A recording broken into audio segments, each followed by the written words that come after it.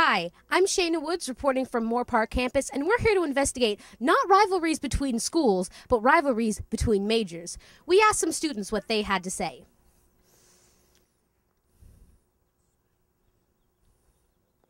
What is your major? I'm an art major.